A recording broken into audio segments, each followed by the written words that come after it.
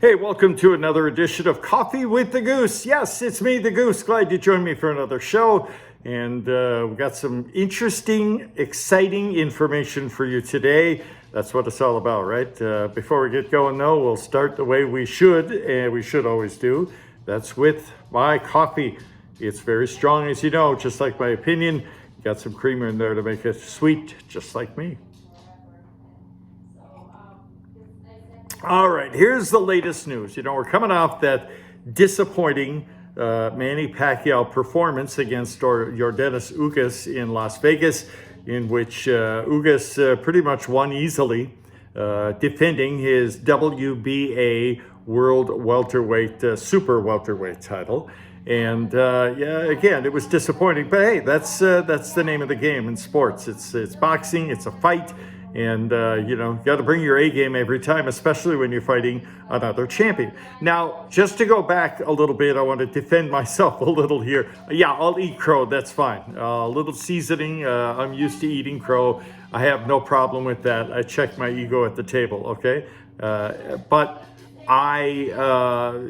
yes, I got the prediction wrong, of course. I predicted Pacquiao winning in the 9th round, and Ugas won it. But remember, I also said many times, do not disrespect, do not underestimate Yordenis Ugas.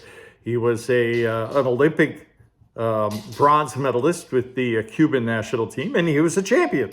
And of the 4 losses on his resume, 3 of them were split decision, and could be said robbery. One of them, I believe, was an out-and-out robbery. That was his loss to Sean Porter. So Yordenis Ugas was the real deal and still is. He's only 35 and he's a champion. Anybody who beats Manny Pacquiao deserves our respect. Now, here's the real gist of the story. Is Pacquiao ready to retire? No. You should know better. I should know better. Pacquiao's not going to retire, especially after losing in such disappointing fashion as he did to Yordenis Ugas in Las Vegas. He's not going to quit. Yes, he was beat up. Yes, he was disappointed. And yes, as we all do in times of trouble, we rely on family. And that, of course, is what Manny did. But if you think for a moment he's going to retire after that loss, think again. Not going to happen. I have sources. Now, my sources are not like the so-called sources that you see in the mainstream so-called journalist world these days. I have real sources, okay? And mine tell me that Manny is not going to retire. He will fight again. Mark my words, Manny Pacquiao will fight again. And it will. And now it's prediction time again. And again, my predictions, at least in this sense of the word, are not just opinion. It's based in information I get from sources. It will probably be a rematch. Now, remember, after the Ugas defeat, they asked the Cuban champion, hey, Yordenis, it's in the contract that Pacquiao can get a rematch if you so desire. And he immediately said, what? 200%. Manny's a legend. He deserves a rematch, and he'll get it if he wants. And I saw a recent interview with Pacquiao, actually just today, in which the interviewer raised that question to Pacquiao, and his eyes lit up. He's ready for a rematch. It's going to happen, you guys. These two guys are going to go at it again. And now Manny has said in interviews after the fight that he's going to talk it over with his family and make an official announcement in September, okay? But there will be another fight for Manny Pacquiao, probably a rematch with Yordenis Ugas. Now, can he beat Ugas? Of course he can. Just like Ugas could beat Pacquiao. It's a big boy's world. It's championship boxing. These guys don't fight so-called tomato cans, okay? That doesn't happen. They're all capable of beating each other, and that's what we saw in Las Vegas. Now, again, Ugas had a pretty easy time with it, to be perfectly honest. But, and now I'm not making excuses. I never do that, okay? I accept my crow for a meal, if you will. I'll eat crow if I have to. But let's look at some of the reasons why Ugas defeated Pacquiao. Yes, he's a great fighter, but Pacquiao did not train with Ugas, at least for a proper period of time, with Ugas as his intended challenger.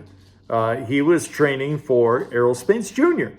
And why did we see the switch? I still hold to my humble opinion that there's a little corruption involved, and that gambling had quite a hand in the switch-o change-o at the last minute.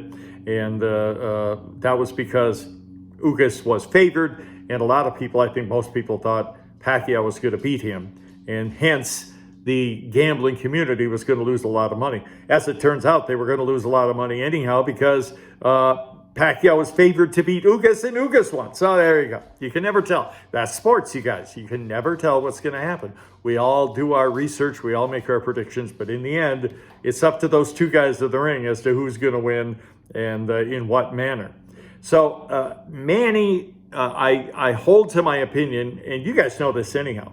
Manny is one of the greatest ever, maybe the greatest. But you have to, no matter how great you are, you have to prepare for your opponent. And he did not adequately prepare for Yordenis Ugas. He was training to fight another left-hander.